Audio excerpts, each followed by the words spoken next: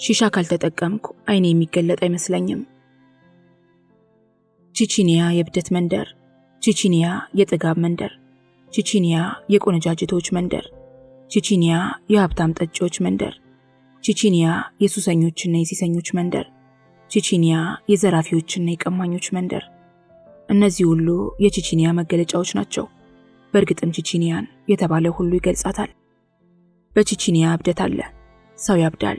ሰው በብዙ ነገር ያብዳል። መጠጥ ጠጥቶ ያብዳል። ከአንዷ የቺቺኒያ ቆንጆ ጋር ፍቅር ይዞት ያብዳል። ሀብታም ጠጪዎች በውስኪ እየተራጩ ያብዳሉ። ሱሰኞችና ሲሰኞች ያብዳሉ። ቺቺኒያን ካልጎበኙ የሰላም እንቅልፍ አያገኙም። ዘራፊዎችና ቀማኞች በውስኪ የሚራጩትን ሀብታሞች ፍለጋ ቺቺኒያ ይመሽጋሉ። ሀብታሞቹ በውስኪ ተራጭተው ግንብ እየታከኩ ሲሄዱ የዘራፊዎቹ ሲሳይ ይሆናሉ። ቺቺኒያ እንግዲህ ይቺ ናት። ቺቺኒያ ሰው አትመርጥም። እዚህ ላይ ቺቺኒያን ለማያውቋትና ለአዲስ አበባ ባዕድ ለሆኑት በታች በኩል በቦሌ ራይል መንገድ አትላስ ሆቴል በስተቀኝ መገንጠያ፣ በላይ በኩል ኃይሌ ገብረስላሴ ጎዳና ከዘሪውን ሕንፃ ቁልቁል በሚያመራው መንገድ መካከል የምትገኝ ስትቅበዘበዝ የሚነጋላት የተቃጠለች የመንገድ ዳር የመሸታና የመሸተኞች መንደር መሆኗን ጠቁሞ ማለፍ ያስፈልጋል። ምናልባት አንዳንድ ኃላፊነት የሚሰማቸውና ጨዋ ቡና ቤቶች ከ18 ዓመት በታች የሆኑ ሕፃናትን አናስተናግድም ብለው በቺቺኒያ ፍቅር የወደቁ ሕፃናትን ይመልሱ ይሆናል እንጂ በአብዛኞቹ የቺቺኒያ የብደት መንደሮች ሁሉም ይስተናገድባቸዋል። በኪሱ ውስጥ ቱባ ቱባ ገንዘብ አጭቆ እስከመጣ ድረስ ሁሉም ይዝናናል፣ ይጠጣል፣ ይሰክራል። ይቺ ናት ቺቺኒያ። 18 ዓመት ያልሞላቸው ታዳጊዎች ይዝናናሉ። ከአቅማቸው በላይ መጠጥ ይጠጣሉ። ከአቅማቸው በላይ ብር ይመነዝራሉ። ከአቅማቸው በላይ የሆኑ ሴቶችን ያማርጣሉ። ከአቅማቸው በላይ ክፍያ ይፈጽማሉ። በመጨረሻም ከአቅማቸው በላይ በሽታ ይሸምታሉ። ይህ በቺቺኒያ መንደር የሚታይ ክስተት ነው። በአይነ ህሊናችሁ ቺቺኒያን አስቡ። ሰኞ ከምሽቱ 3:05 በቺቺኒያ የብደት መንደር ተገኝቻለሁ። ቺቺኒያ የወጣቶች ወይም የታዳጊዎች ብቻ አይደለችም። የጎልማሶችና የሽማግሌዎች ብቻም አይደለችም። የሁሉም ናት። 18 ዓመት ያልሞላቸውም የ70 ዓመት አዛውንቶችም በወጣትነት የዕድሜ ደረጃ ላይ ያለውም ሁሉም እኩል መብት አላቸው። አዛውንቱ 18 ዓመት ያልሞላውን ታዳጊ አጠገቡ አስቀምጦ እኩል ደብል ውስኪ ያዘ ይጎነጫሉ። በዕድሜ የገረጀፈው ጠጪ የልጅ ልጁን ቢገላምጠው ምንም አያመጣም። ምክንያቱም ይህ ቺቺኒያ ነው። በዕለተ ሰኞ ቺቺኒያ ቀዝቀዝ ትላለች ብዬ አስቤ ነበር። ነገር ግን ቺቺኒያ ቅዝቃዜ የሚባል ነገር አያውቃትም። ሁሌ እንደጋለች፣ ሁሌም እንደሞቀች ደንበኞቿን ስትቀበልና ስትሸኝ ይነጋላታል። እብደቷ ከሳምንት ሳምንት አይቀንስም፣ ትርምሱም አይበርድም። አርብ ምሽት ወይም ፍራይዴይ ናይት ፈረንጆች በጾም የሚዝናኑበትና የሚወዱት ቀን ነው። አርብ፣ ቅዳሜና እሁድ ጥሩ የእብደት ቀናት ቢሆኑም እብደቱ ሰኞም ቀጥሏል። ቺቺኒያ በዕለተ ሰኞም ጭር አላለችም። ቤቷ ጠባብ ናት። ቢበዛ ከ20 ጠጪ በላይ አታስተናግድም። ደግነቱ የቺቺኒያ ቤቶች አይጨናነቁም። አንዱ ጠጥቶ ሲወጣ ሌላው ይገባል። አንድ በግምት ከ50 ዓመት በላይ የሚሆናቸው አዛውንት ባንኮኒ ተደግፈው ውስኪ እየጨለጡ ነው። ብላክ ሌብል ውስኪ እየተቀዳላቸው ይጨልጣሉ። የጠጪዎቹ ውድድር ቢኖር እኚህ ሰው ተሸላሚ ነበሩ። ደብል ብላክ ሌብል ያስቀዱና ይጨልጣሉ።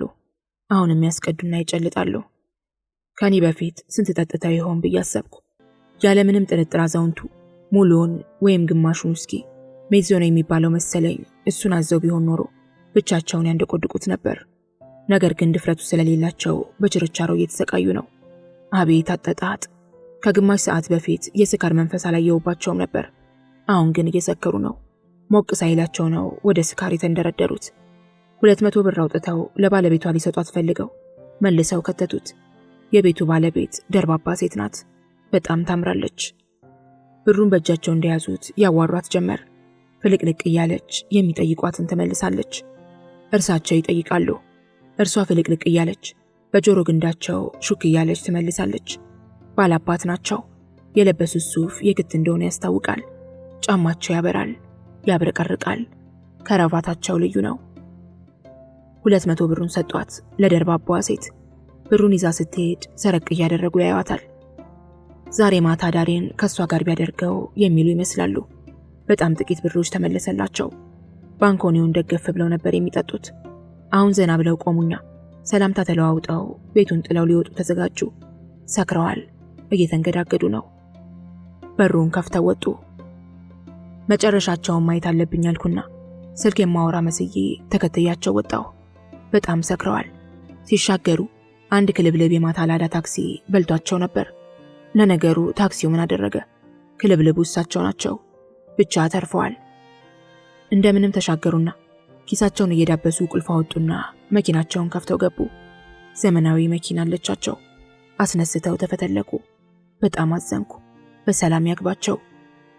ዘውትር ጠዋትና ማታ በመገናኛ ብዙሃን እባካችሁ ተጠንቀቁ፣ ጠጥታችሁ አታሽከርክሩ እያሉ የሚሰብኩትን ሳጅን አሰፋ መዝገቡና መሬቱን ያቅልልለት ሳጅን ዳንኤል ታደሰን አስታወስኩ። እንዲህ ጥንቅቅ ብለው እየነዱ አደጋ ላይ ደርስ ኖሯል። ይገርማል። የሰካራሙን ሽማግሌ ጉዳይቼ ተመልሼ ስገባ የተቀመጥኩበት ባለጌ ወንበር አጠገብ አንዲት ሴት ተቀምጣ አገኘኋት። ልጅቱ ሚኒስከርት ለብሳለች። ባለጌ ወንበሩ ላይ ስትቀመጥ ቀሚሷ ወደ ላይ ተሸብሽቦ ጭኗ ይታያል። በእርግጥ እግሮቿ ያምራሉ። ፊት ለፊት ቆመው የሚጠጡት ወጣቶች በልጅቱ ሰውነት ተማርከዋል። እኔ እነርሱን ሳይ እነርሱ ደግሞ እሷን እያዩ ነው።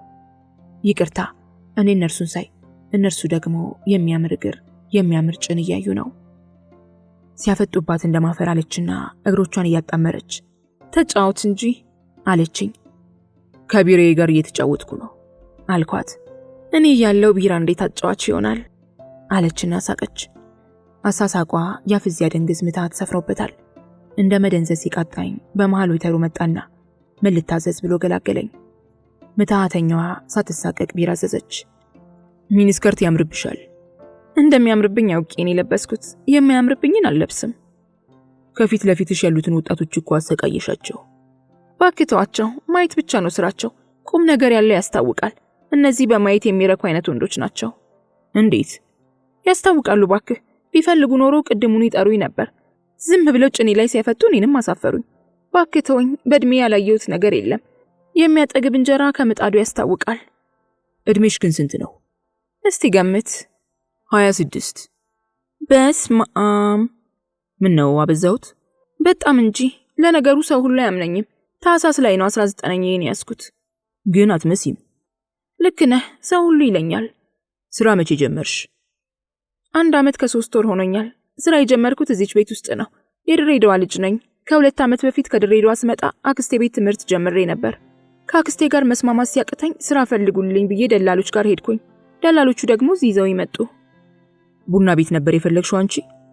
ባለቤቷ ነች ያግባባችኝ። እኔ እንኳን ያስተናጋጅነት ስራ ነበር የፈለኩት። ነገር ግን ባለቤቷ አግባባችኝና ስራ ጀመርኩ። ለመድኩት አለችና ሞባይል ስልኳ ድምጽ ሲያሰማ ወጣ ሄደች። ተመልሳ ስትመጣ ፊቷ ጠቅሮ ነበር። ምን ሆንሽ አልኳት። አጭበርባሪ ደንበኛ ያበሳጭቶኝ ነው። ስንተዋወቅ ጥሩ ሰው ይመስል ነበር። ሳንደራደር 300 እና 250 ይሰጠኝ ነበር። አንድ ቀን ቤቱ ይዞኝ ከሄደ በኋላ 100 ብር ሰጥቶ ሸኘኝ።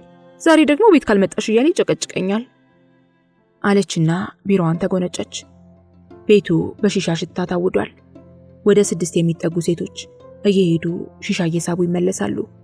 አንዷ ስትጨርስ አንዷ ትተካለች። አንዷ ለ5 ደቂቃዎች ያህል ሳብ አድርጋ ትመለሳለች። ደግሞ ሌላዋ ትከተላለች። ዝም ብዬ እያየኋቸው ነው። ደርባባዋ ሴት ትንሿ ክፍል ውስጥ ገባችና ሺሻውን ሳብ አድርጋ ተመልሳ መጣች። ከኔ ጋር ያለችው ልጅም ተጠርታ ሄደች። እርሷም እንደሌሎቹ ወደ ትንሿ ክፍል ገባችና ለ6 ደቂቃዎች ያህል ሳብ አድርጋ ተመልሳ መጣች። ተመልሳ ስትመጣ የሺሻው ሽታ እንዳለ ልብሷ ላይ ቀርቶ ነበር። ሺሻ ስበሽ ነው? አዎ፣ ሺሻ በጣም እወዳለሁ። ሺሻ ካልተጠቀምኩ አይኔ የሚገለጥ አይመስለኝም። ከጫቱ ይልቅ ሺሻው ደስ ይለኛል። ሁሌ ትስባላችሁ? አዎ፣ በየቀኑ እንስባለን። ሴቶቹ በሙሉ ሺሻ ይወዳሉ። ባለቤቷም ስለምትወድ ትገዛልናለች። ሁላችንም እንስባለን። ህይወት ያለ ሺሻ አትመቸኝም። እኔ ብቻ ሳልሆን ሁላችንም ያለ ሺሻ ስራ መስራት የምንችል አይመስለኝም። እኔ ያለ ሺሻ አይኔ የሚገለጥ አይመስለኝም። የሺሻ ሱሰኛ ነኝ።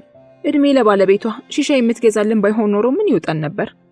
ሺሻ እኮ አሪፍ ነገር ነው። ሁላችንም ልንጠቀመው የሚገባን። ጉዳት የለውም። ደግሞም እኮ ፊት ያጠራል። ፊት ያጠራል ነው ያልሽኝ? አዎ፣ ፊት ያጠራል። የኔን ፊት አታየው? የልጅቱ ተንቀሳቃሽ ስልክ እረፍት የለውም። አሁንም ይደወልላታል። እየወጣች አናግራ ትመልሳለች። አንዳንዱ ያናድዳታል፣ አንዳንዱ ያስቃታል። አቤት ደንበኞቹ አብዛታቸው! የእብደት የጥጋብና የቆነጃጅት መንደር በሆነችው ቺቺኒያ ያገኘዋት ወጣት ታሪክ ማለቂያ ያለውም አይመስል። የቺቺኒያዋ ቆንጆ ከሺሻ በፊት ጫትን የምታውቅ ቢሆንም የሺሻ ተገዥ ሆናለች። ጫት ያለ ሺሻ አይታሰብም ለቺቺኒያዋ ወጣት። ሺሻን እንዴት ለመድሽ?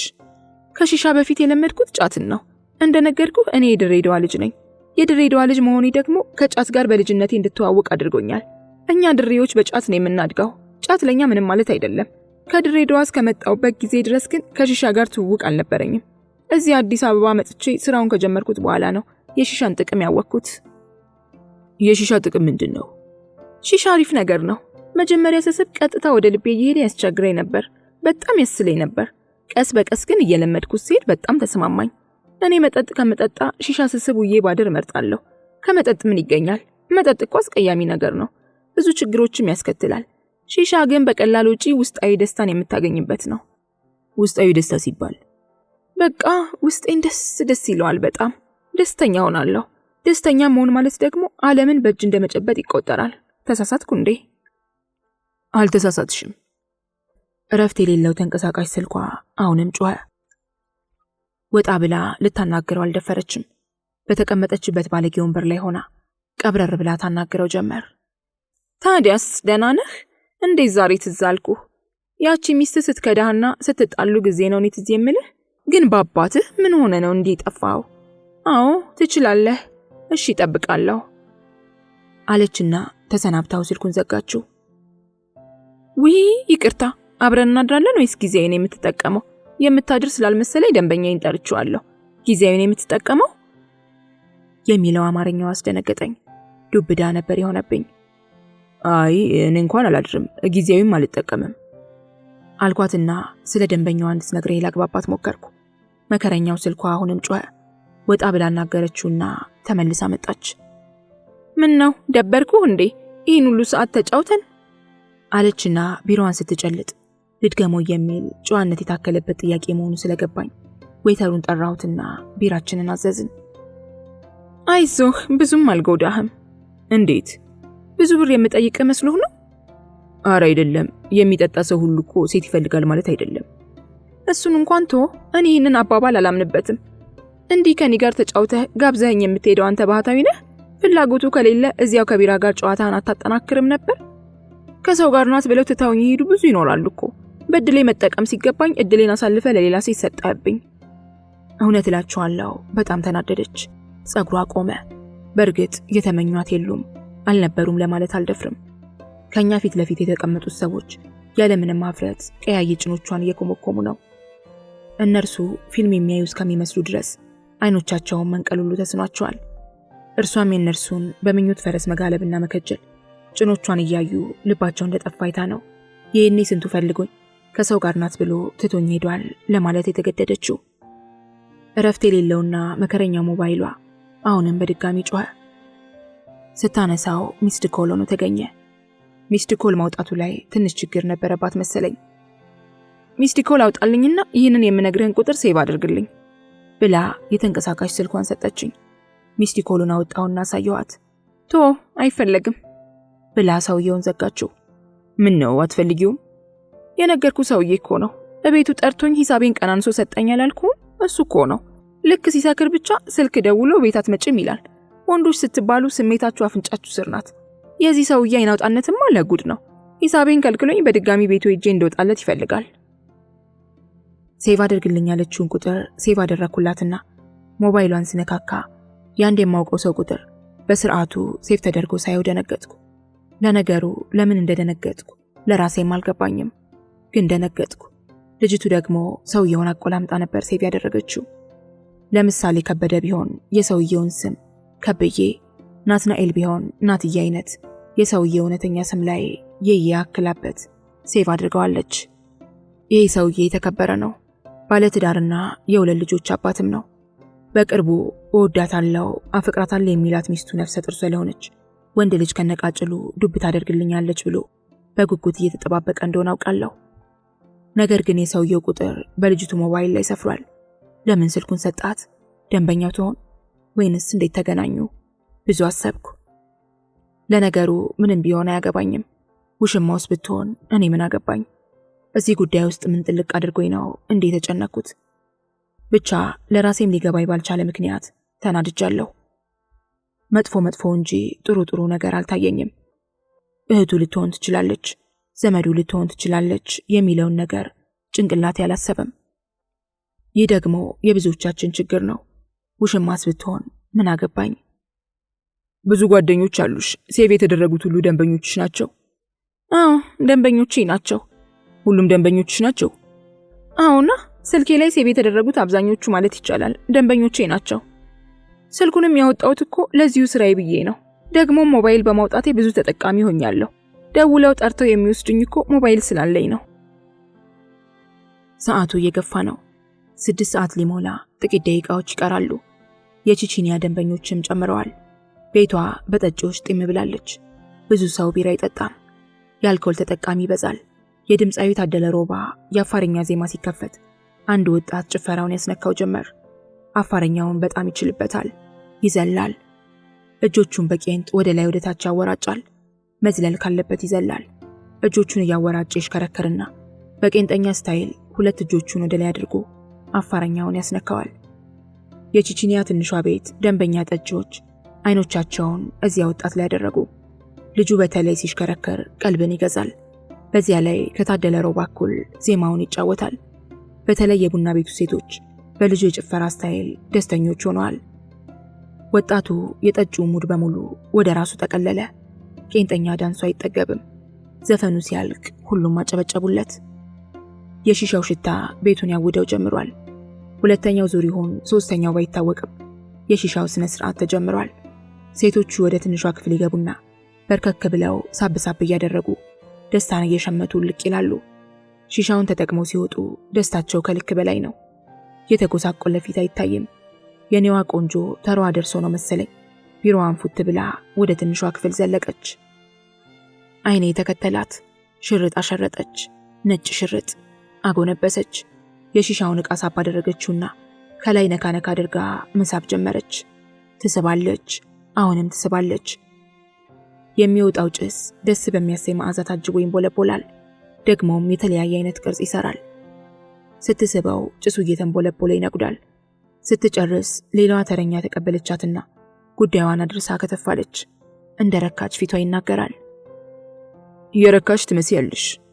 በጣም ነው የረካሁት። ከሁሉም በላይ የሚያስደስተኝ ነገር ቢኖር ሺሻ ነው። ድሮ ልቤ በከፍተኛ ፍጥነት እየመታ ቸገር ነበር። በአሁኑ ሰዓት ግን ስለለመድኩት ነው መሰለኝ ምንም አይከብደኝም። ሺሻ ካልተጠቀምኩ ግን አይኔ የሚገለጥ አይመስለኝም። ሺሻ ለሚጋብዘኝ ወንድ ክብር አለኝ። ሺሻ የሚጋብዙሽ አሉ? በደንብ እንጂ። ቅድም ደውሎልኝ ይመጣል ያለኝ ሰውዬ በጣም ጥሩ ሰው ነው። አብረን ስንወጣ 300 ብር ይሰጠኝና ቁርስ በልተን በቀጥታ ወደ ጫት ቤት ነው የምንገባው። ከጫት በኋላ ታዲያ ምንጊዜም ሺሻ ይጋብዘኛል። ለዚህ ሰው ያለኝ ከበሬታ ከማንም ይበልጣል። ዛሬ ማታ እመጣለሁ ብሎኛል። የነገው አዋዋሌም የተባረከ ሊሆን ነው ማለት ነው። ጠዋት ተነስቶ ሺሻ የሚጠቀም ሰው አውቃለሁ። ለዚህ ወዳጄ በእርግጥም ያለ ሺሻ አይኑ አይገለጥም። ሰው ቁርሱን ሳይበላ፣ ማንም ቁርሱን ሳይበላ ከእንቅልፉ ሳይነሳ እርሱ ሺሻ ቤት ይገኛል። ሺሻውን ካልነፋ አይኑ አይገለጥም። የቺቺኒዋ ቆንጆ ታሪክም ከወዳጄ ጋር ተመሳሳይ ነው። ሺሻ ደስታን ከመስጠቱ ባሻገር ፊት ያጠራል፣ ብዙ ያስጠጣል። ስለሚያስርብ ደግሞ የምግብን አፒታይት ይከፍታል ትላለች። ሺሻ ሁሉም ሰው ቢጠቀመው መልካም ነው ላለሁ። ብዙ ሴቶች የሺሻ ተጠቃሚዎች ናቸው። ሺሻ ፊት ያጠራል። በተለይ ለሴቶች ሰላምን ይሰጣል፣ ደስተኛ ያደርጋል። ስለሚያስርብ ደግሞ የምግብ ፍላጎትን ይጨምራል። እኔ አሁን የሺሻ ሱሰኛ ነኝ። የመጠጥና የጫት ሱሰኛ ባለመሆኔ ይኮራለሁ። ሺሻ እኮ ጉዳት የለውም። ከወንዶች ይልቅ የሺሻ ተጠቃሚዎች ሴቶች ናቸው። ከጫቱ ይልቅ የሺሻ ሱሰኛ የሆኑ ብዙ ሰዎች አሉ። ጫት ቅመው ሺሻ ካላገኙ ሊያብዱ የሚደርሱ ሰዎችም አሉ። ልጅቱ ፊት ያጠራል ያለችውን ነገር በብዙዎቹ ሴቶች ዘንድ የሚናገር ነው። ያንቺ ፊት በሺሻ ጠርቷል አልኳት የቺቺኒዋን ወጣት። ይህን እንኳን አላምንበትም። ፊት የሚጠራው በሺሻ ሳይሆን በደስታና በመረጋጋት ነው። ሺሻ የተረጋጋ ፊት እንዲኖር ያደርጋል። ሺሻ ደስታን ይሰጣል። ደስታው ደግሞ ፊት ሊያጠራ ይችል ይሆናል እንጂ የተለየ ነገር የለውም። ሺሻ ፊት ባያጠራም ያጠራል ስለሚባል ብቻ ሺሻን ስጠቀም ፊቴ ጥርት ያለ ይመስለኛል። ያንቺ ፊት የጠራው በሺሻ ነው? የኔ ፊት የጠራው በሺሻ አይደለም። ሺሻ ሳልጠቀምም ፊቴ የጠራ ነው። ሺሻ ፊት ያጠራል የሚባለው እኮ ጉዳት የለውም ለማለት ነው እንጂ ፊት ስለሚያጠራ አይደለም። ሺሻ የሚዘጋጀው ከፍራፍሬ ነው። አፕል፣ ስትሮቤሪ፣ ሜንት፣ ደብል አፕል፣ ወይን የተባሉ የሺሻ አይነቶች አሉ። እነኛ ከፍራፍሬ የሚዘጋጁ ስለሆኑ ነው ፊት ያጠራል እየተባለ የሚነገረው። ሌላው ነገር ግን ወንዶቹ ሴቶቹ እንዲጠቀሙላቸው ስለሚፈልጉ ፊት ያጠራል እያሉ ያስለምዷቸዋል እንጂ የተለየ ነገር የለውም። ወንዶቹ ለምንድን ነው እንዲጠቀሙላቸው የሚፈልጉት?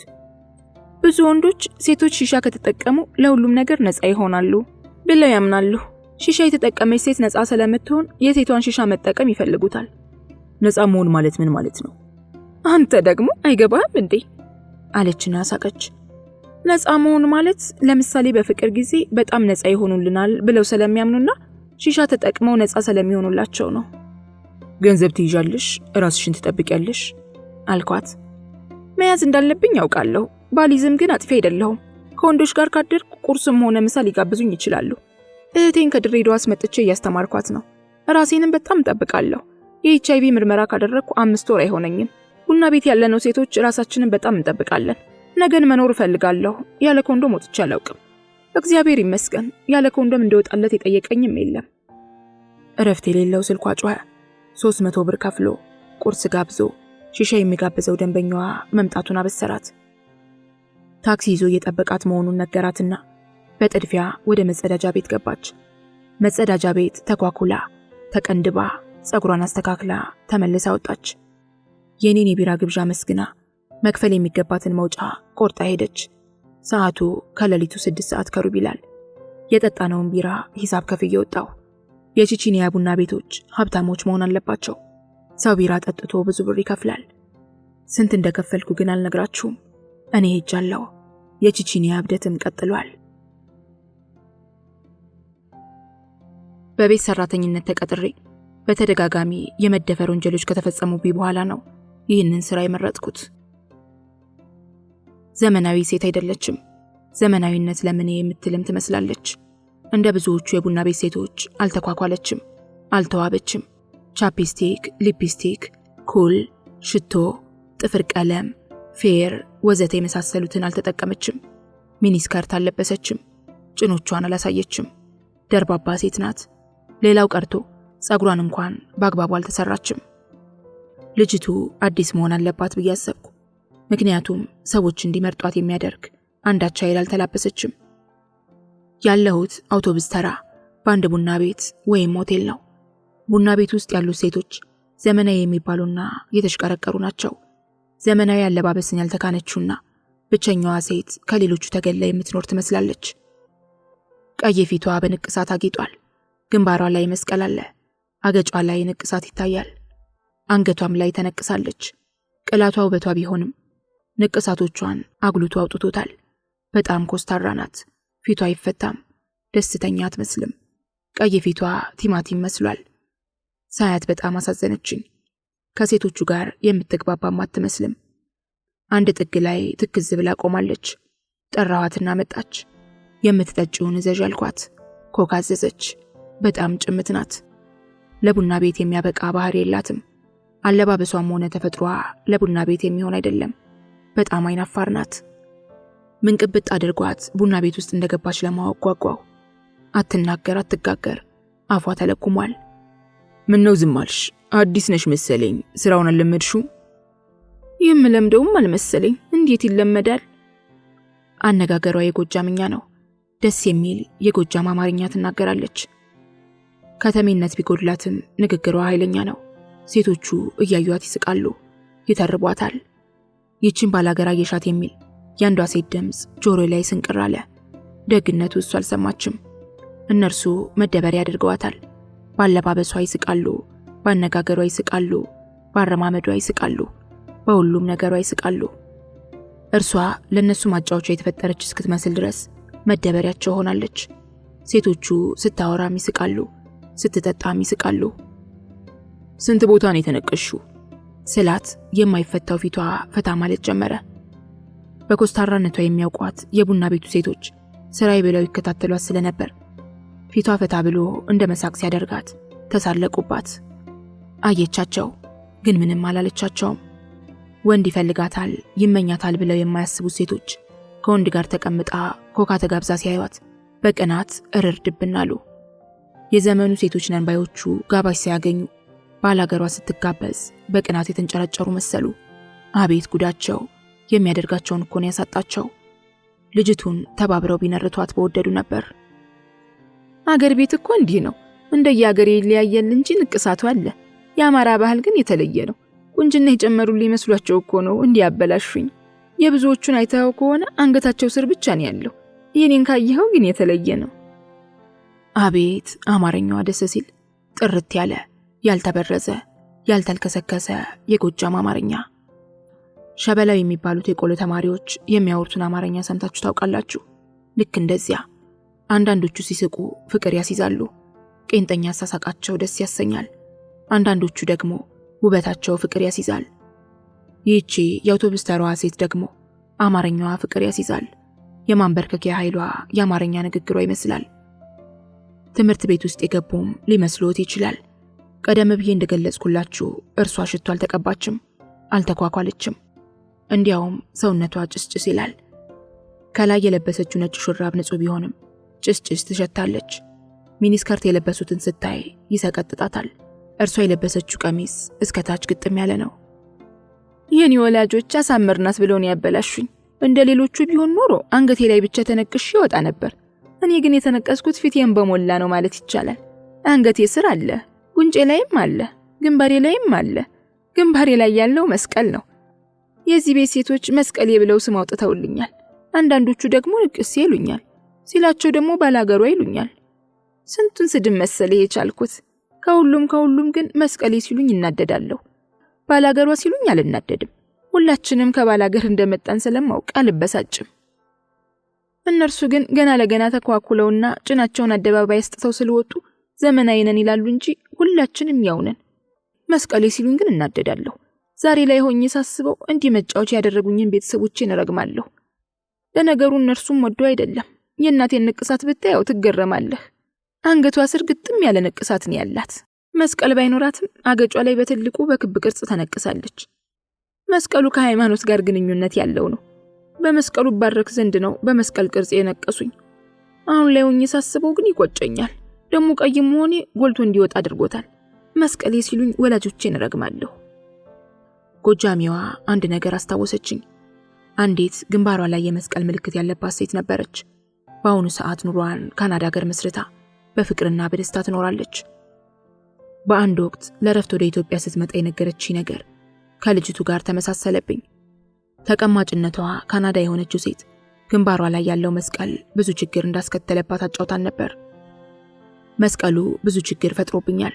በምሰራበት ቦታም ቶሎ ተለይቼ ይታወቃለሁ። በሰዎች ዘንድ አልረሳም። የምሰራበት ቦታ ብዙ ባለጉዳዮችን የሚያስተናግድና ሰዎች የሚበዙበት ቦታ በመሆኑ የመጣው ባለጉዳይ ሁሉ ስለ መስቀሉ እንዳብራራለት ይጠይቀኛል። አንዱን ስሸኝ ደግሞ ሌላ ይጠይቀኛል።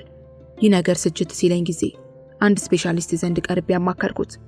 መስቀሉን ማጥፋት እንደምችል፣ ሰርጀሪ ማድረግ የምፈልግ ከሆነ መጠቀም እንደምችል ነገረኝና መስቀሉን ለማጥፋት ወሰንኩ። ሂሳቡን ሳሰላ ግን በጣም ውድ ሆነብኝ። ፈረንጆቹ በጥያቄ አፋጥጡኝ ነበር። ከሃይማኖት ጋር ተያያዥነት አለው፣ ሃይማኖትሽ ምንድነው እያሉ ያስጨንቁኝ ነበር ስትል ነበር ያጫወተችን። ተቀማጭነቷ ካናዳ የሆነው ሴትዮ መስቀሉን ለማጥፋት የተጠየቀችው ሂሳብ 12000 የአሜሪካን ዶላር ነበር። በወቅታዊ ስሌት ወደ ብር ስንቀይረው ከ100,000 በላይ ይሆናል ማለት ነው።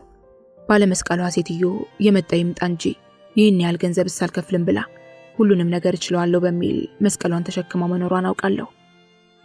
ይህን ታሪክ ያመጣሁት ከልጅቱ ጋር ስለተመሳሰለብኝ ነው።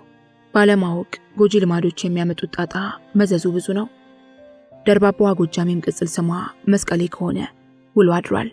ይህ መጠሪያዋ ደግሞ ያበሳጫታል። ግን እንዴት ቡና ቤት ስራ ጀመርሽ አልኳት። በሚጣፍጠው አማርኛዋ ትንተናዋን ጀመረችልኝ። እንዲህ አይነት ስራ እንዳለ አላውቅም ነበር። ከጎጃም ወጥቼ ስመጣ ለስራ ነበር። እዚህ ሀገር ቤት ሆኜ በልጅነቴ ካገባው በኋላ ትዳር አልተስማማኝም። ልጆቻቸው ከተማ የገቡላቸው ቤተሰቦች ልጆቻቸው ብር እየላኩላቸው ኑሯቸው ሲሻሻል ጊዜ ከቤተሰቦቼ ጋር ተማከርኩና ከተማ መግባት አለብኝ ብዬ ወሰንኩ። አንድ የ3 ዓመት ልጅ እናቴ ጋር ትቼን የመጣሁት። ባሌ ኃይለኛ ናቸው። በ18 ዓመት ይበልጡኛል። ቀጥታ አዲስ አበባ መጣሁና አውቶቡስ ተራ ከደላሎች ጋር ተገናኝቼ የቤት ሰራተኛ ሆኜ ተቀጠርኩ። የገባሁበት ቤት ትልቅ ነው። ቤት ውስጥ 2 ሰራተኞች ነበርን። በ80 ብር ስራ አስጀመሩኝና ወደ 6 ወር ሰራሁ። አሰሪዎቼ በጣም ጥሩ ሰዎች ቢሆኑም ጎረምሶች ልጆቻቸው በጣም ስላስቸገሩኝ ትቼው ወጣሁ። ምን እያሉ ነው የሚያስቸግሩሽ? ምን ልበልህ፣ በተደጋጋሚ ጊዜያት አስገድደው ደፍረውኛል።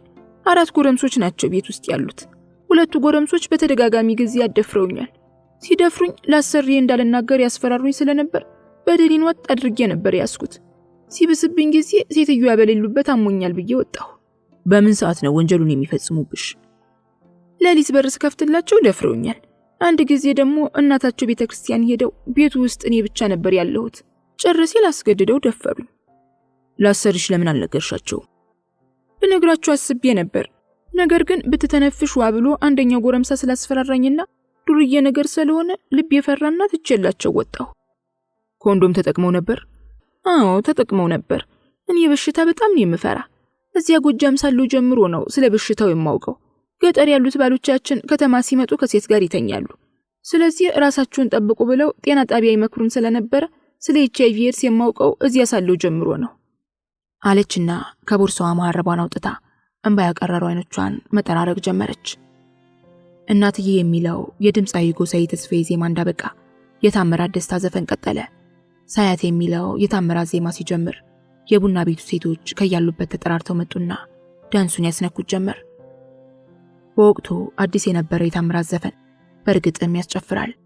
እጆቻቸውን ልጅቱ ዘንድ እያወራጩ ሳያት ታሳዝነኛለች እያሉ ሲዘፍኑ እኔንም አሳዘነችኝ። በእርግጥም ታሳዝናለች።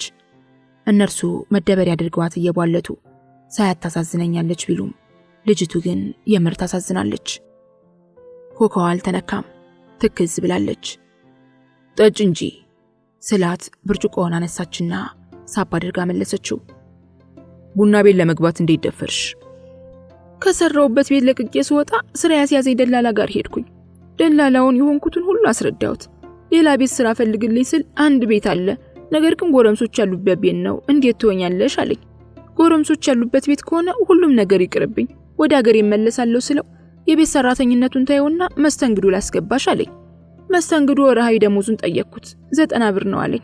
ማደሪያዬስ የት ሊሆን ስለው ደነገጠ። ከዚያ በኋላ ይሄም አያዋጣሽም፣ ያለሽ እድል እንደ መስተንግዶ የሆነ ስራ ሆኖ ቡና ቤት ውስጥ ነው መግባት ያለብሽ። ከዚያውንሽ ገንዘብ ታገኛለሽ። ገጠር ያሉት ሁሉ ጥሩ ስራ ይዘዋል የሚባለው ቡና ቤት እየገቡ ነው። ስለዚህ የሚያዋጣሽ ይኸው ብቻ ነው፣ ገንዘብም ይገኝበታል፣ ስራሽንም ታሻሽያለሽ ሲለኝ ተስማማውና ገባሁ። እኛ ሀገር ያሉት ሴቶች ሀብታም የሆኑት ከዚህ እየሰሩ መሆኑን ሲነግረኝ ጊዜ አመንኩትና ገባሁ። ያስገባኝም ደላላው ነው። ይኸው ስራውን እየሰራሁት ነው። ስራ ግን አለሽ? አዎ እሰራለሁ። አለባበስሽ ስራሽ ላይ ችግር አይፈጥርም? መቼ ባለባበስ ሆነ ብለህ ነው? ባለባበስ ቢሆንማ ኖሮ እነዚህ ሁሉ አለሊ ሴቶች በየቀኑ ስራ ባገኙ ነበር። ሰው እኮ እነዚያን አይፈልጋቸውም። እንደኔ ያለችው አንጫዋ ሴት ነው ሰው የሚፈልገው። መቀባባት አልወድም።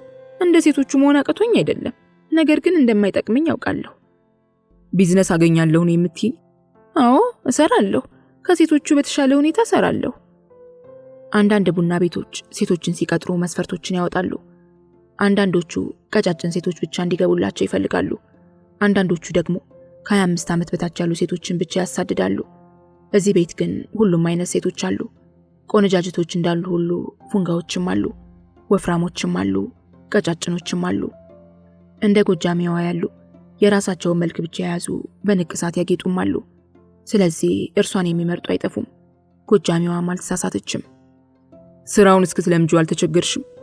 በጣም ተቸግሬ ነበር። ነገር ግን ደላላው ሰውዬ በጣም መክረውኝ ስለነበር ስራውን ተያይዤዋለሁ።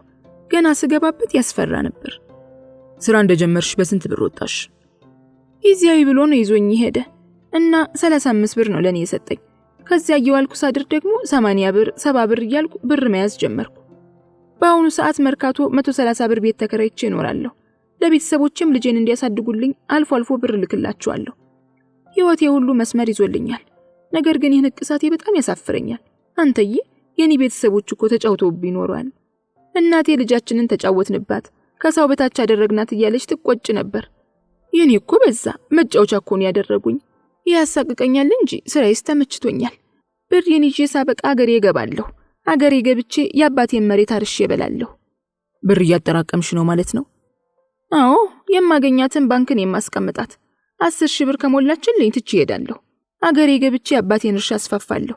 አንዲት ጓደኛዬ የጎንደር ልጅ ናት። አገሯ ደባርቅ ነው። ቤተ እስራኤል ላይ ነኝ ትላለች። እስራኤል ትሄጃለች ተብላ ስላልተሳካላት ቡና ቤት ትሰራለች። አሁን እሷ ብር አጠራቅማ አረብ አገር ለመሄድ ወስናለች። አብረን ካልሄድን እያለች እየወተወተችኝ ነው። እኔ ግን አላደርገውም። አረብ አገር የሚሄድ ፍላጎት የለኝም። የአባቴ እርሻ እኮ ሰፊ ነው፣ ከተሰራበት ያበላል። ስለዚህ የሚሄድ ፍላጎት የለኝም። በአባቴ እርሻ ርሼ ብበላ ሳይሻለኝ አይቀርም። ሰዓቱ ከምሽቱ 2:25 ይላል። የጎጃሚዋ ኮካ አልተነካም።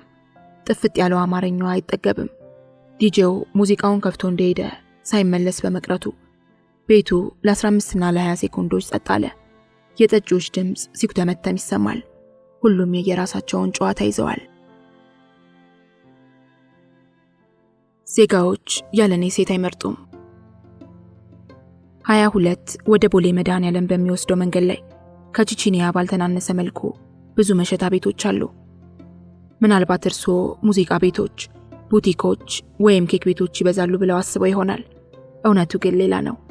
በየ50 ሜትሩ ርቀት ካሰቡት በላይ መሸታ ቤቶች አሉ። ቺቺኒያ ያሉ እስኪመስሉ ድረስ ሊደነቁም ይችላሉ። ቸበርቻቻው ሌላ ነው። በቺቺኒያ እብደት፣ ስካርና ሴሰኝነት እንዳለ ሁሉ እዚያም በተመሳሳይ መልኩ እብደቱ አለ። ፈረንጆች ይበዛሉ፣ አፍሪካውያንም ይበዛሉ። የአፍሪካ ህብረት ስብሰባን ምክንያት በማድረግ ይመስል እያንዳንዱን መሸታ ቤት የተኮናተሩት እስኪመስል ድረስ ተሰግስገው የሚጨልጡት አፍሪካውያኑ ናቸው። በ22 አካባቢ ያሉትን የቺቺኒያ ቅርጽና ይዘት ያላቸው ሌሊቱን ሙሉ የሚታበድባቸው መሸታ ቤቶችን እንቁጠር ብንል ጊዜም አይበቃንም። መሸታ ቤቶቹ ከቺቺኒያ አይለዩም። በጣም ጠባቦች ናቸው። በተለምዶ ባለጌ ወንበር የሚባሉ ወንበሮች ተደርድረው ቆመዋል። 10 ሰው ከገባ ቤቱ ይጨናነቃል። በዚያ ላይ ከ5 የሚበልጡ ሴቶች አሉ። ባለቤቷ አለች፣ አንድ ብርጭቆ አጣቢ፣ አንድ ዌይተርና አንድ ዲጄ ሲጨመርባት ደግሞ ቤቷ ጢም ትላለች። ድብርት ቢጤ ተጫጭኖት ቢንጠራሩ ያንዱን ሰካራም ይቅርታ ያንዱን ጠጭ አገጭ ሊያወልቁት ይችላሉ።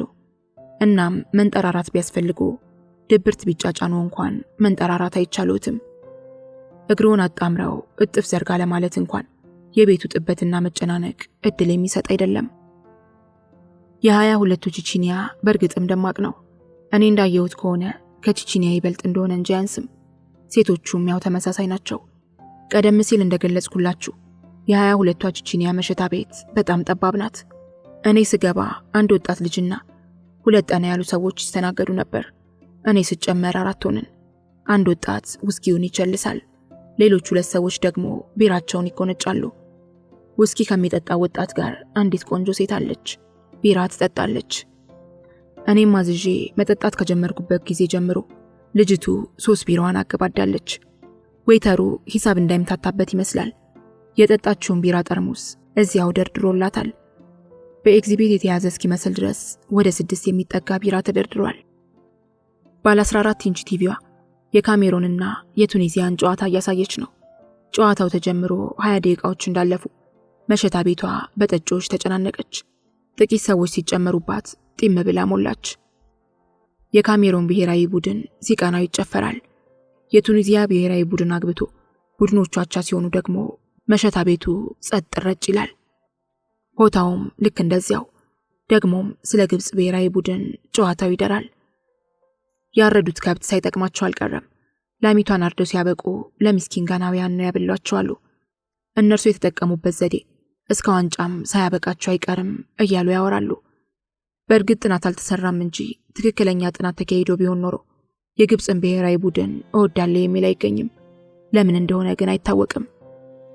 የትንሿ መንደር ቤት ጨዋታ ደርቷል። ሌሎች ሴቶችም እየገቡ ነው። አንዲት በጣም ትንሽ 15 ዓመት እንኳን የሞላት የማትመስል ሕፃን ልጅ ዝንጥ ብላ ገባች። ለካስ ሰዓቷ ኖሯል። አንዲት በጣም ወፍራም ሴት ደግሞ ተከትላት ገባች። እርሷም የቤቱ ተቀጣሪ ናት። አቤት ውፍረት! አቤት የመቀመጫዋ ስፋት! በዚያ ላይ ውበት ብሎ ነገር አልፈጠረባትም። በዚህ ዘመን ውስጥ ፉንጋ ፈልጎ ማግኘት የማይታሰብ ነው።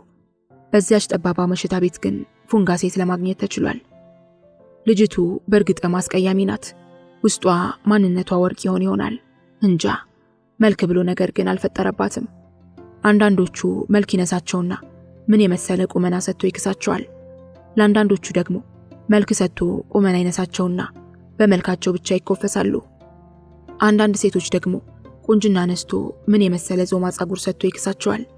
አየእግዜር ስራ። ልጅቱ ግን ምንም የላትም። በጣም ወፍራም ናት ብያቸዋለሁ። የመቀመጫዋ ስፋት ልነግራቸው አልችልም። እግሮቿ ይህን ያህል ግዙፍ ሰውነት እንዴት ሊሸከሙ እንደቻሉ ሳያስገርመኝ አልቀረም። የመልኳ አስቀያሚነት ልትገምቱት ከምትችሉት በላይ ነው። ጸጉር ብሎ ነገር አላደላትም። ጥርሷ ገጣጣ ነው። ምንም አትስብም። ግና ስራ አላት አሉ።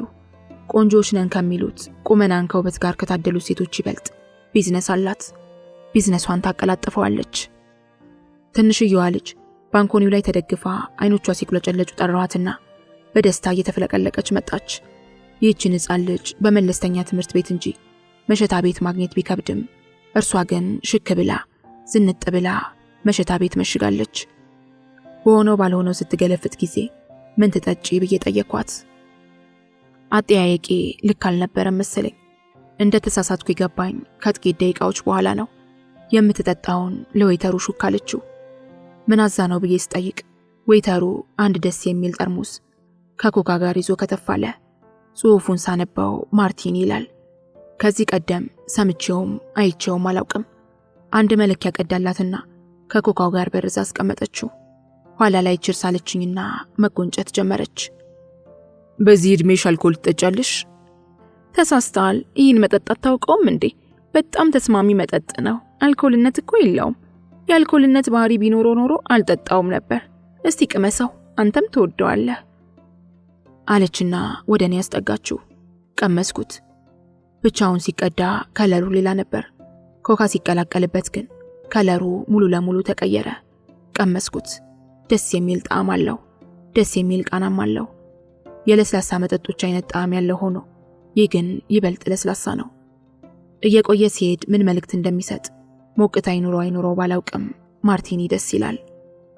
ሂሳቡ ስንት ይሆን እያልኩ እያብሰለሰልኩ ብዙ እንዳይሆንም አምላኬን እየተማጸንኩ ጨዋታዬን ከትንሿ ልጅ ጋር ቀጠልኩ። ሕፃኗ ልጅ ጨዋታ አዋቂ ናት። ጨዋታ ትወዳለች። ስለ ሙዚቃ ያላት ዕውቀት ደግሞ ላቅ ያለ ይመስላል። በጣም ሬዲዮ አዳማጭ እንደሆነች ነገረችኝ። መጽሐፍ ማንበብ ትወዳለች። ቅዳሜን በጣም እወዳታለሁ።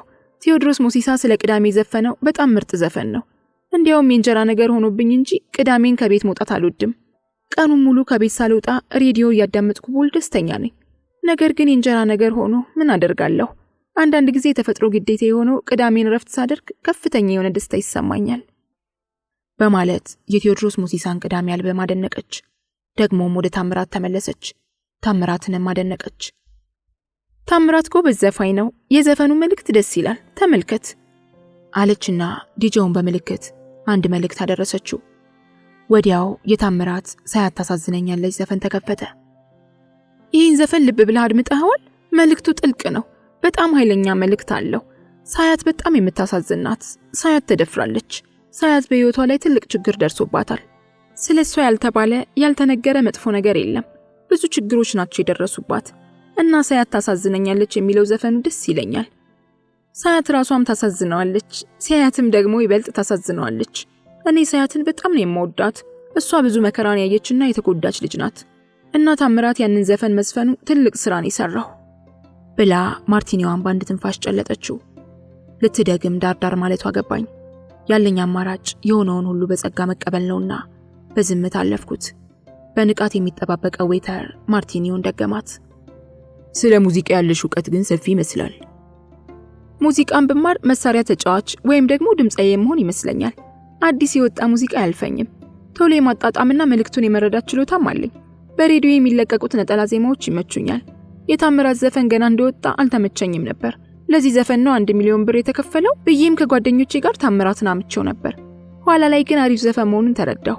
ሙዚቃ እኮ ህይወት ነው። እድሜሽ ግን ስንት ነው? 16 ዓመቴ ነው። እስከ ስንተኛ ክፍል ተማርሽ? እንዴ አሁንም እየተማርኩ ነው። የ7ኛ ክፍል ተማሪ ነኝ። እየተማርሽ ነው የምትሰሪው? አዎ የቀን ተማሪ ነኝ። 10ኛ ክፍል እስካጠናቀቅ ድረስ አልተወውም። ስራውን እየሰራውን ቢሆን ትምህርቴን ማጠናቀቅ እፈልጋለሁ። የሚያውቅብሽ የለም? ማንም አይጠረጥረኝም። አንደኛ ነገር በዩኒፎርም ነው የምንማረው። ዩኒፎርም ሲኖር ደግሞ ሁሉም ተማሪ እኩል ይሆናል። አንዱ ካንዱ ተበላልጦ አይታይም። ዩኒፎርም ካለ ሀብታምና ድሃ ተማሪ የትኛው እንደሆነ አይታወቅም። አንዳንድ ጊዜ ፈተና ሲኖር ያለ ዩኒፎርም ዝንጥ ብዬ ሲሄድ ተማሪዎቹ በጣም ጥግብ ያልኩ የሀብታም ልጅ መስላቸዋለሁ። መምህራኖቹም አይናቸውን ይጥሉብኛል፣ የሚያውቅብኝ ግን የለም። የአዲስ አበባ ልጅ ነሽ? የአቃቂ በሰቃ ልጅ ነኝ። አሁን ሰዎች በዚህ ዕድሜ ቡና ቤት ሲያዩኝ ይገረማሉ። ቅብጥ ብዬ ከቤት የወጣ ይመስላቸዋል።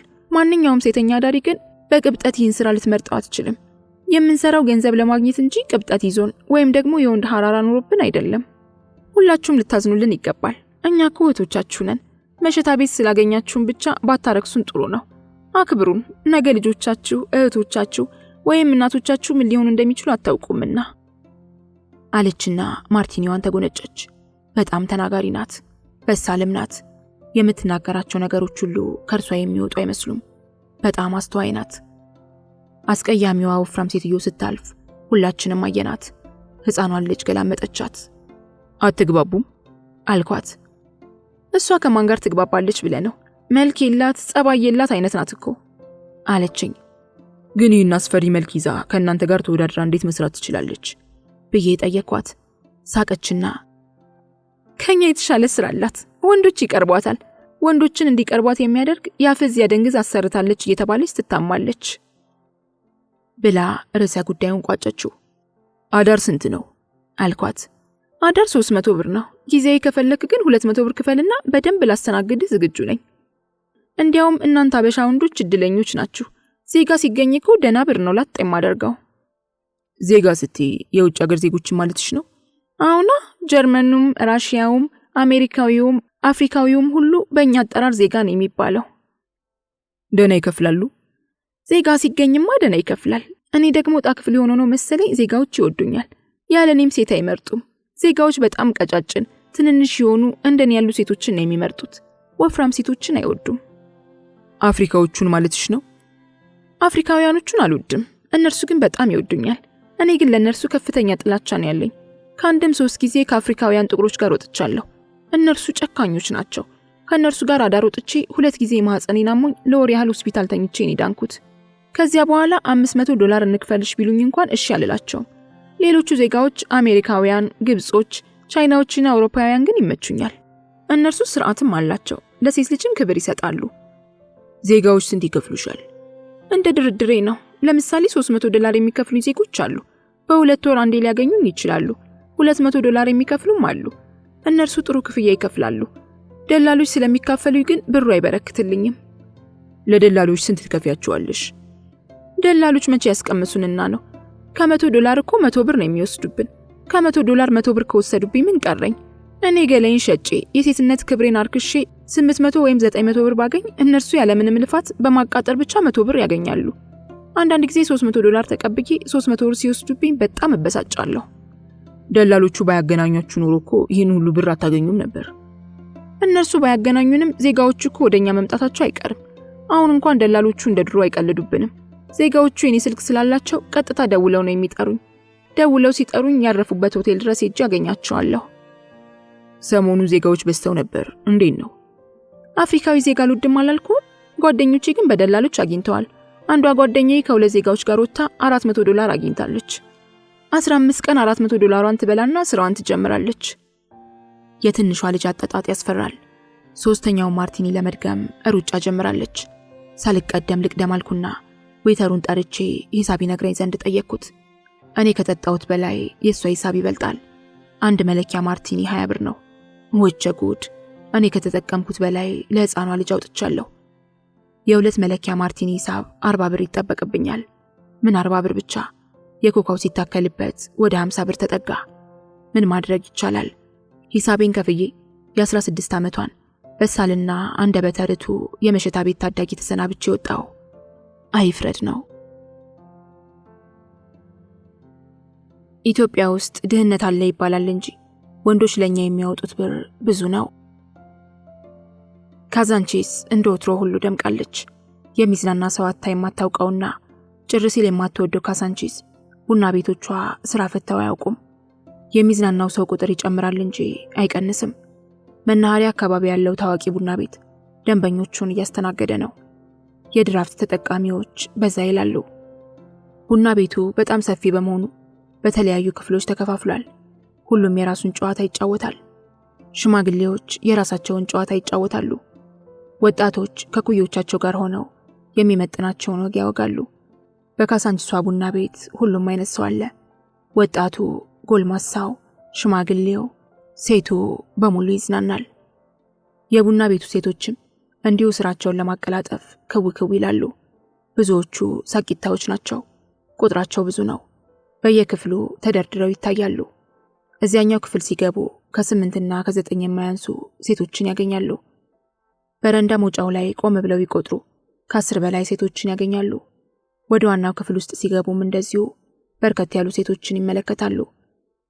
ሴቶቹ ሁሉም ቆንጆች ናቸው። በዚያ ላይ ቁመናቸው የብዙዎቹ ቁመና ተመሳሳይ ነው።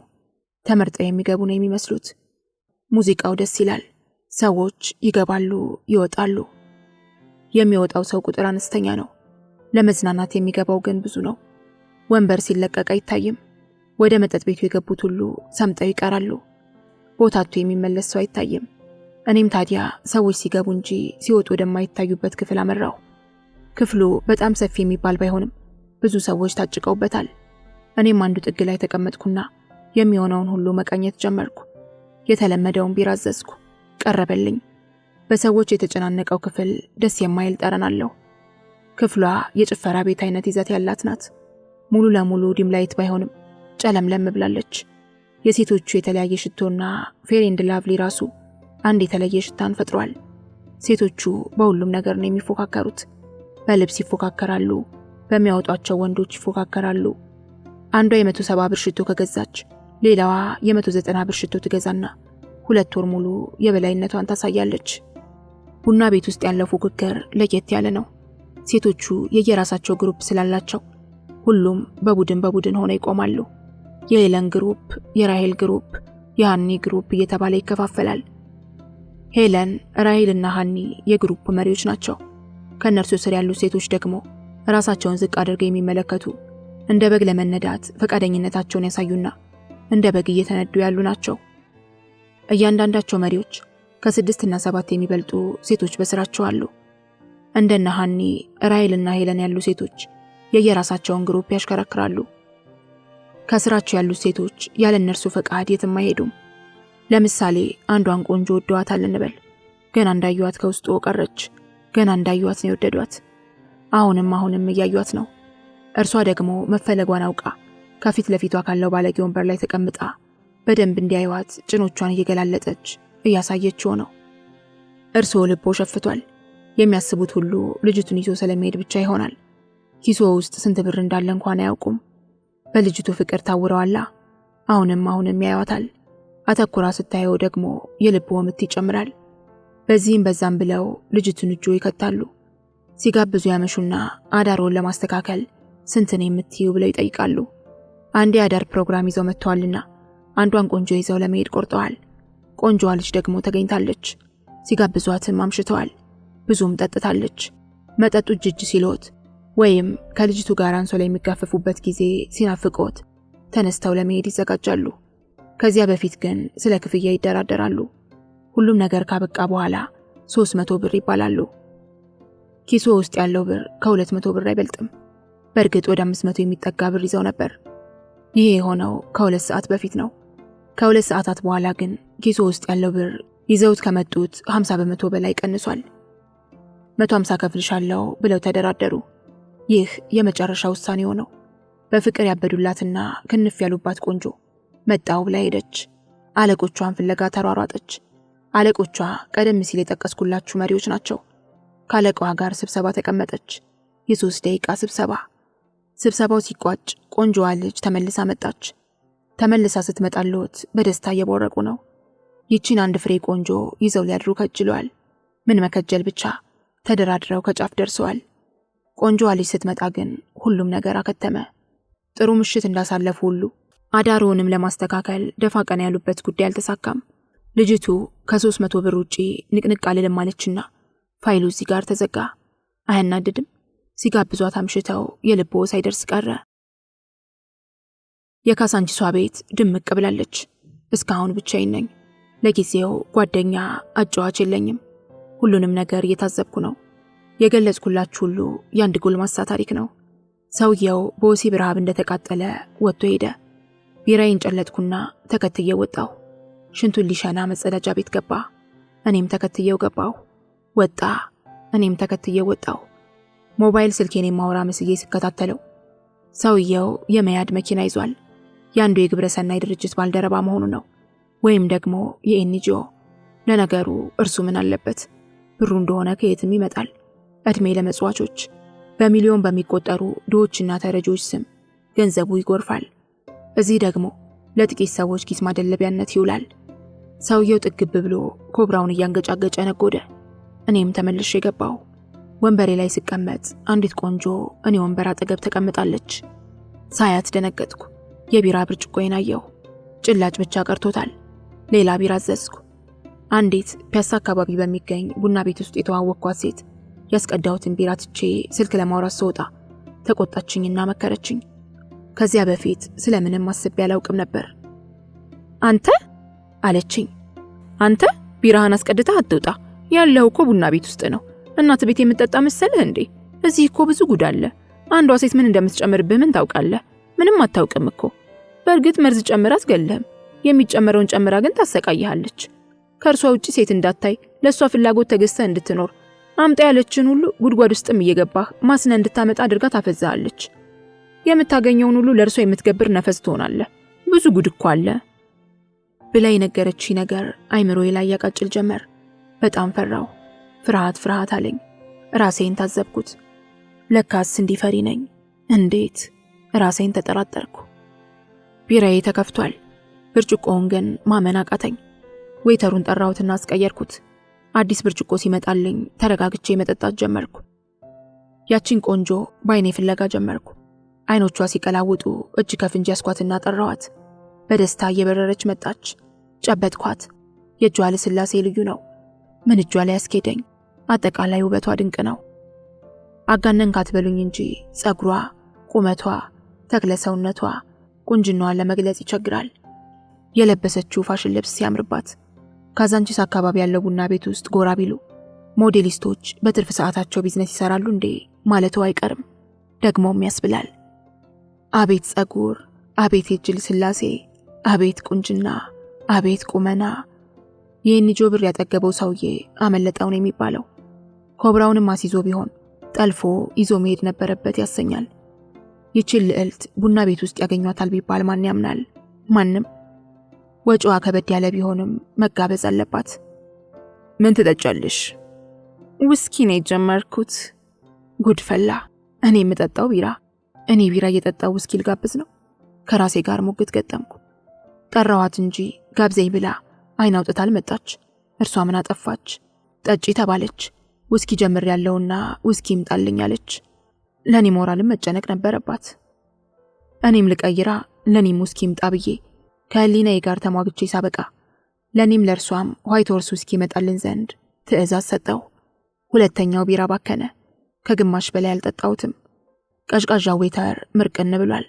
ምርቃናው እንዲሰብርለት ፈልጓል መሰል። ያስተረፍኩትን ቢራ ብድግ አድርጎ ይዞት ሄደ። በሰው ቢራ ምርቃናውን ሊሰብር ጥሙን ሊያረካ ብቻ ይሆን? እርሱስ ቢሆን ማናለውና። ደብል ዋይት ሆርስ ቺርስ። ቁንጅናዋን፣ የእጇን ልስላሴ፣ ተክለ ሰውነቷንና ጸጉሯን ነበር ያደነኩላት። አሁን ደግሞ አዲሱ በታየውላት። አነጋገሯ ሙልቅቅ ያለ አፍ የሚያስከፍት አነጋገር አላት። እንዴት ልበሉ? ቀስ ብላን የምታወራው። ሙልቅቅ ስትል ታፈዛለች። ሞልቃቃ ሴት እኮ ደስ ትላለች። ጊዜ ለማሳለፊያና ለመደበሪያ ሞልቃቃ ሴት ተመራጭ ናት። ሞልቃቃ ሴት ለቁም ነገር አትሆንም እንጂ ለመዝናናት ምርጥ ናት። ይህን ውስኪ እንደ ውሃ ትጠጣዋለች። መርቅናለች እንዳይባል አይኖቹ አልፈጠጡም። ምልክትም አይታይባትም። እኔ 2 ወይም 3 ነው ፉት ያልኩት። እሷ ግን አጋምሰዋለች። አጠጣጧ ያናድደኝና ደግሞ ስረጋጋ ትጠጣ። ይችን የመሰለች ቆንጆ ማየት በራሱ ያረካልላለሁ። ከሰውየው ጋር ለምን ተጣላችሁ? አልኳት። ሰውየው ጉረኛ ነው። ገንዘብ አለኝ ይላል፣ ግን ለመክፈል ዝግጁ አይደለም። በጣም ወድጄሻለሁ ይላል፣ ግን የወደደ አይመስልም። ሲጋብዝ ደስ ይላል፣ ሲከፍል ግን ደስ አይልም። በጣም ወድጄሻለሁ፣ ካላደረን ሞቼ ይገኛለሁ አለኝ። እሺ አልኩት። አዳር ስለሆነ 350 አልኩት። ያለውን ብር አውጥቶ ቆጠረ። በታትኖ ያስቀመጠውን ብር ፈልጎ አገኘና ሲቆጥረው ከ300 ብር በታች ነው። በ200 ብር ነው ጣለኝ። እኔ ደግሞ በ200 ብር ጊዜያዊ ንግባና ወደ ቤት ግባ ስለው አዳር ካልሆነ ሞቼ ይገኛል አለና ልመና ጀመረ። እኔም ሂጄ ጓደኛዬን ሳማክራት ታየው ይሄድ አለችኝና ሸኛሁት። ውስኪ ሲጋብዝሽ አምሽቶ? ሲጋብዝ ደስ ይላል። ውስኪ ባንጠጣ ኖሮ ብሩ ይበቃው ነበር። ብዙ ብር ነበር እኮ ይዞ የመጣው። እንደዚህ ሰውዬ የሚጋብዝ ሰው አጋጥሞኝ አያውቅም። ግን ምን ዋጋ አለው? በደንብ የሚጋብዝ ሰው በደንብ መክፈል አለበት። ለመጠጥ የሚያወጣውን ዋጋ ለሴቶቹ ማውጣት መቻል አለበት። ጓደኛሽ ነች እንዳትሄጂ ያለችሽ? አዎ፣ የሁላችንም ጓደኛ ናት። ሁላችንም ለእርሷ እንታዘዛለን። ሁሉንም ነገር የምናማክረው ለእሷ ነው። እሷ አይሆንም ካለችን አይሆንም ነው። እሷ ከፈቀደች ደግሞ በ80 ብርም እንሄዳለን። እሷ ሁሉንም ሰው የማወቅ ጥበብ አላት። አብረውን ያሉትን ሰዎች ካየቻቸው በኋላ ትወስናለች። አይታው የማይሆን ከሆነ ተጋብዘን እንሄዳለን። ይሆናል ካለች ደግሞ አብረን እናድራለን። አማካሪያችሁ ነች ማለት ነው? እንደዚያ ልትለው ትችላለህ። ሁሉንም ነገር የምናማክረው ለእሷ ነው። እሷ የምትለንን ከሰማን ሁሉም ሰላም ነው። በራሳችን ከሄድን ግን ችግር ይደርስብናል። አንድ ጊዜ እሷ ተይ ብላኝ ከአንድ ሰው ጋር ሄጄ ሞባይሌን ተዘርፌ ተደብድቤ ነው የወጣሁት። ሞባይሌን ከተሰረኩ በኋላ ከደንበኞቼ ጋር በስልክ ስለማንገናኝ ስራዬ ቀዝቅዞ ነበር። ከዛ በኋላ ግን ያለ እርሷ ፍቃድ የትም አልንቀሳቀስም። እሷንስ ማን ያማክራታል? እንኳን ለራሷ ለኛም ትተርፋለች እኮ። በጣም አስተዋይ ናት። ሰዎችን አይታ ምን አይነት ባህሪ እንዳላቸው ለምን እንደመጡ ታውቃለች። አንድ ጊዜ አንድ ሰው ይዤሽ ካልሄድኩ ብሎ አስቸገረኝና አማከርኳት። ይህ ሰውዬ ኮንዶም አይወድም መሰለኝ፣ ተጠንቀቂ፣ ያለ ኮንዶም ነው የምንወጣው ካለሽ ተዘጋጂና ሸውደሽ ውጪ ብላኝ ከሰውየው ጋር ሄድን። እንዳለችው ሰውዬ ኮንዶም አይወድም። ተዘጋጅቼ ስለነበር አምልጬ ወጣሁ። ይህ አሁን ያየኸውንም ሰውዬ አይተዋለች። ሰውየው በጣም ጠጥቷል። የጠጣ ሰው ደግሞ ምን አይነት አመል እንዳለው አይታወቅም። የሰጠኝ ብር እኮ በጣም ብዙ ብር ነው። እሷ ግን አይታው አይሆንም አለችኝ። እኔ ግን ሳምሰንግ ሞባይሉን አስይዞ እንድናድር ፈልጌ ነበር። እሷ ግን አይሆንም አለችኝ። ውስኪውን ጨለጠችው። ሌላ ደብል ውስኪ ሳያስፈልጋት አልቀረም። ከውካዋ ዌተር የውስኪውን ጠርሙስ ይዞ መጣ። ተቀዳ። ደብል ዋይት ሆርስ። ጠጣ እንጂ። እሺ ጠጣለሁ። ብዙ ትጠጫለሽ ግን አትሰክሪም ልበል? ሰውየው 3 ደብል ውስኪ ጋብዞኛል። ለራሱ ከ5 በላይ ደብል ጠጥቷል። ቆንጆ ደረቅ ጥብስ ስለጋበዘኝ እንጂ ሰክር ነበር። ሰውየው ላይ ዘንጠሽ ስራ ካጣሽ ኪሳራ ላይ ልትወድቂ ነው። ሰዓት እኮ ገና 5 ሰዓት ነው። ከ5 ሰዓት በኋላ ነው ስራ ያለው። ከዚህ ሰዓት በኋላ በጥሩ ብር ወጣለሁ። ኢትዮጵያ ውስጥ እኮ የሚዝናና ሰው አለ። እኔ አንድ ነገር ግርም ይለኛል። ድሆች ነን ይባላል። ድህነት በብዙ ሰዎች ዘንድ አለ። ብዙ ሰዎች የሚበሉት የሚጠጡት ያጣሉ። እዚህ የምናየው ነገር ግን ሌላ ነው። ድህነት አለ በሚባልበት ሀገር 300 ብር ከፍሎ የሚያወጣ ነው እንዳለ። ይህ ሰው በወር የ500 ብር ደሞዝተኛ ሊሆን ይችላል። ነገር ግን 300 ብር ከፍሎ ሴት ያወጣል። ታዲያ ድህነቱ የት ነው ያለው? እኔ በጣም ይገርመኛል። እኔ በራሴ ፍቃድ አልፈልግም ካላልኩ በስተቀር በየቀኑ ቢዝነስ ልስራ ብል ከሚበቃይ በላይ ልሰራ እችላለሁ። በየስንት ቀኑ ቢዝነስ ትሰሪያለሽ? በሳምንት 4 ቀን ብቻ ነው ከወንድ ጋር የምወጣው። አልፎ አልፎ ጊዜያዊ እሰራለሁ። ሳምንታዊ ገቢሽስ? አንዳንዴ ከፍ ይላል፣ አንዳንዴ ደግሞ ዝቅ ይላል። 700 ብር ላገኝ እችላለሁ፣ 400 ብርም ላገኝ እችላለሁ። የልዕልቷ ቆንጆ ሸንቃጣዋ ሞዴሊስቷ አጠጣጥ አላማረኝም። ጨዋታችንን እዚህ ላይ ቋጭቼ መሄድ ይኖርብኛል። የጠጣችሁ ደብል ውስኪ አናቴን አዝሮኛል። ሌላ ለመድገም ሩጫዋን ጀምራለችና እግሬ ላንሳ። ሞዴሊስቷን ተሰናብቻት ወጣሁ። በጥሩ ፈገግታ ሸኘችኝ። ጠጪዎቹን ቃኘኋቸው። ቤቱ ጢም እንዳለ ነው። በእርግጥም ድሆች ነን። ድህነት አቁስሎናል። ግን ህዝቡ ይዝናናል፣ ይጨፍራል፣ ይጨልጣል። ሴቱን አማርጦ ይዞ ይሄዳል፣ ይሰክራል። ድህነት አለ? ካለስ የቱ ጋር ነው ያለው?